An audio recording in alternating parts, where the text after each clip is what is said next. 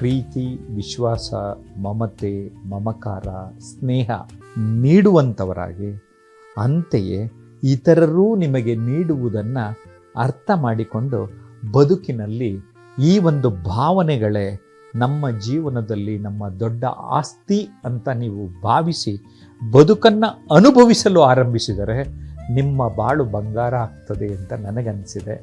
ಈ ಭಾವನಾತ್ಮಕ ವ್ಯಕ್ತಿತ್ವದ ಕಡೆಗೆ ಗಮನ ಕೊಡಿ. ನಿಮಗೆ ಸೋದರ ಸೋದರಿಯರಿರ್ತಾರೆ, ಅವರ ಜೊತೆ ನಿಮ್ಮ ಒಡನಾಟ, ನಿಮ್ಮ ಪೋಷಕರಿರ್ತಾರೆ, ವೃದ್ಧ ಅಜ್ಜಿ ತಾತ ಇರ್ತಾರೆ, ಅವರ ಜೊತೆ ನೀವು ಹೇಗೆ ಮಾತನಾಡುತ್ತೀರಿ, ಇವೆಲ್ಲವೂ ತುಂಬ ಮುಖ್ಯ ಆಗ್ತದೆ.